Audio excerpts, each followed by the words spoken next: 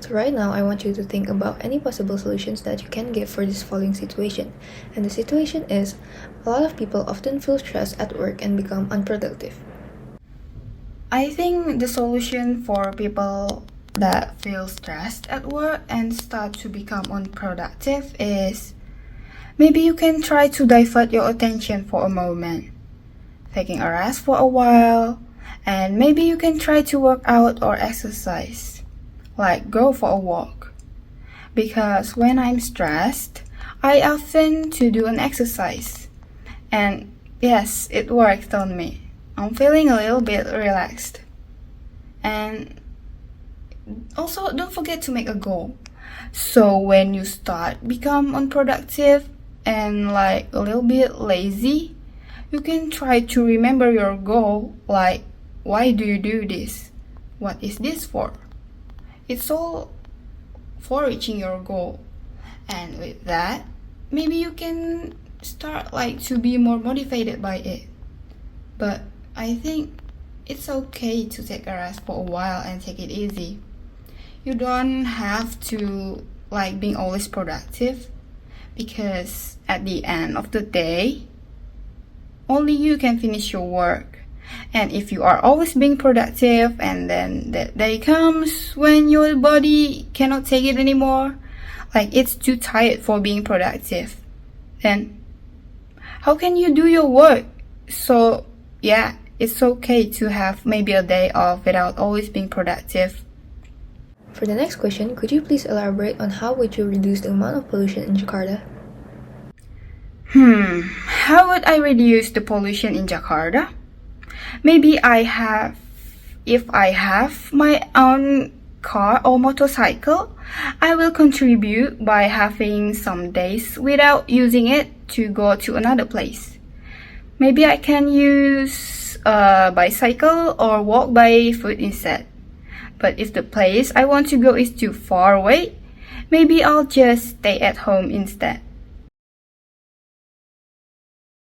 What useful things have you learned in your life? Please elaborate them. There are a few useful things I've learned in my life. One of them is time management. Entering university, I struggled a lot with time management because I felt like I was constantly burdened with assignments. However, once I learned how to make schedules and manage my time properly, dealing with assignments became much easier. Another thing I've learned in my life is teamwork. I'm grateful that my experiences in school and university helped me work with my peers. This is useful for work in the future since most jobs require people to work together. How would you reduce the pollution in Jakarta? Pollution in Jakarta is mostly caused by the abundant use of private vehicles as well as improper disposal of waste. Therefore, the first way for me as a citizen to reduce the pollution in Jakarta is to reduce the use of private vehicles by walking to nearby places or taking public transportation. The second way is to throw trash in the proper bins, especially if there are bins specifically for organic or inorganic trash. So first of all, have you ever spoken to a large group of people? The answer is yes, I have spoken in front of a large crowd before. So back in the middle school, I was able to speak in front of a large crowd during an activity called an assembly. So an assembly is basically a daily activity held each week where each classes is given their own turn and their own opportunity to share their experiences about what they have learned throughout the semester.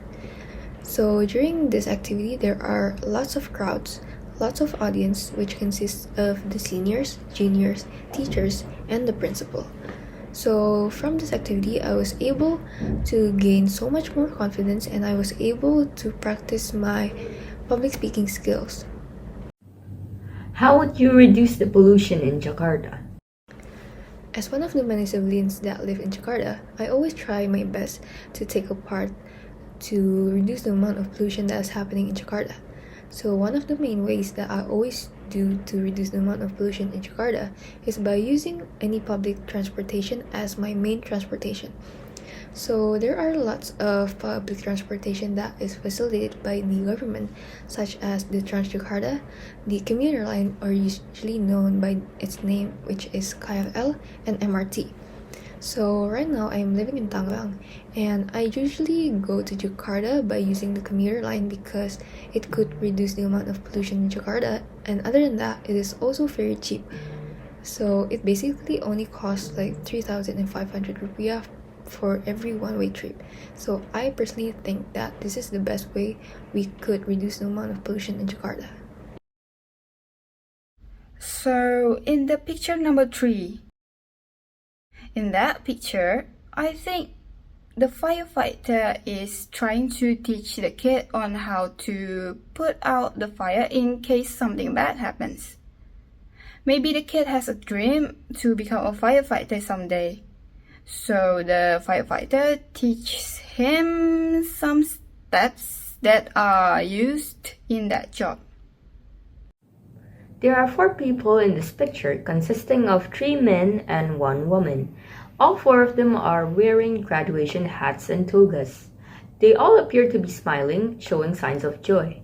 They are also putting their hands on each other's shoulders, showing how close they are. Additionally, the background looks similar to a sort of educational institute. From what I have seen, I can conclude that this picture presents 4 friends who have just happily graduated from college or university. So right now I will be describing about this picture.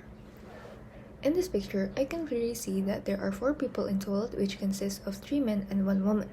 All of them are clearly seen using a special kind of clothing, which is dominated by the blue color.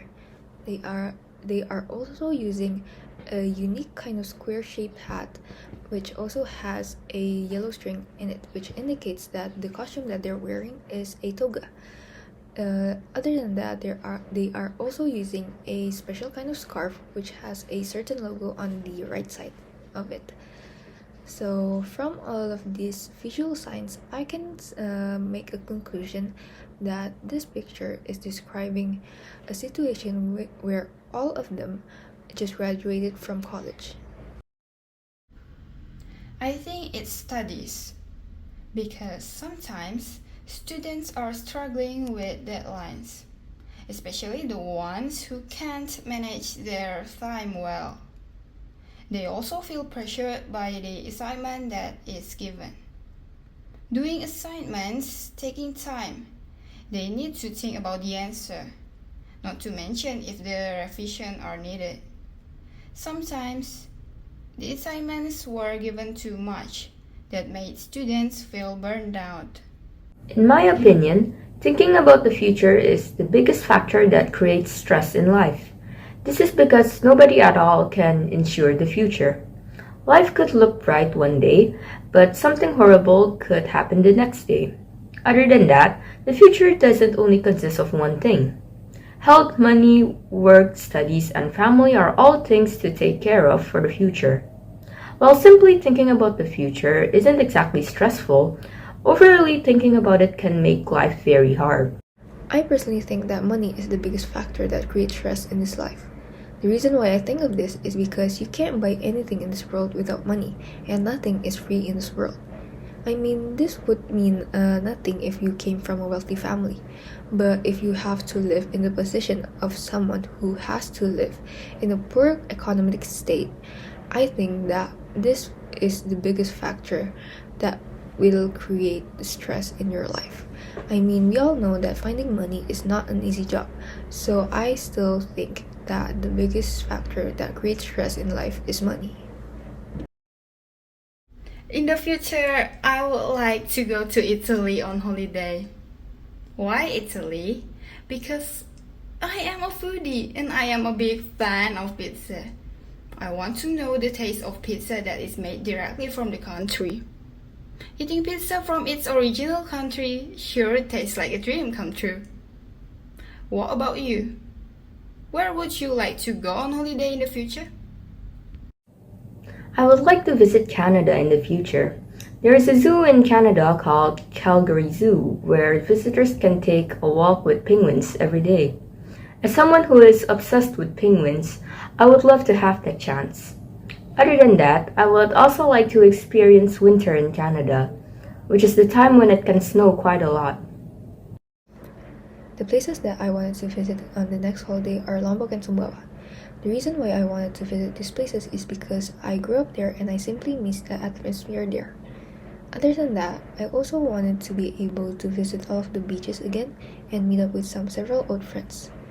Also, I have a favorite restaurant that is only located in Lombok, and that adds the reason on why I wanted to go back to Lombok and Sumbawa.